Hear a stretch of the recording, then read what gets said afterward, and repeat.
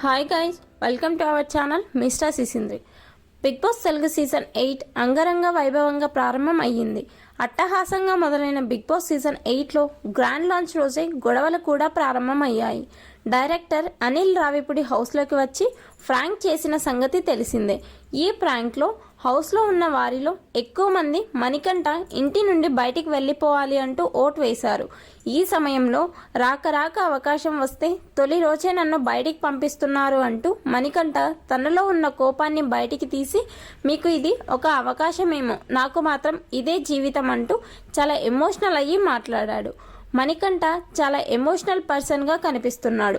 కుటుంబం లేకపోవడంతో మణికంఠ ఇలా కఠినంగా తయారయ్యాడేమో. అయితే తొలి రోజే మణికంఠ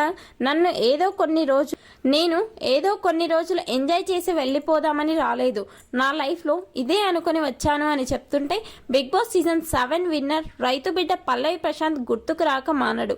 ఎందుకు అంటే బిగ్ బాస్ సీజన్ 7లోకి ఒక అనామక కంటెస్టెంట్గా ఎంట్రీ ఇచ్చిన రైతు బిడ్డ పల్లవి ప్రశాంత్ ఆ తర్వాత ప్రతి చిన్న అవకాశాన్ని రెండు చేతిలో ఒడిసి పట్టుకుని స్ట్రాంగ్ కంటెస్టెంట్గా మారి చివరికి విన్నర్గా నిలిచాడు.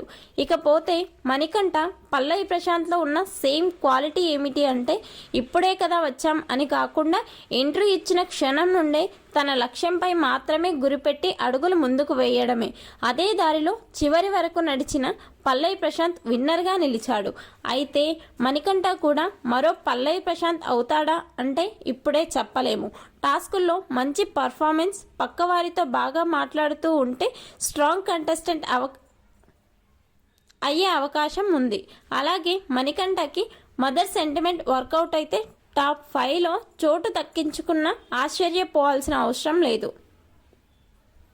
ఈ వీడియోపై మీ అభిప్రాయాన్ని కమెంట్స్ రూపంలో తెలపండి. Please subscribe our channel mister సిసింద్రి.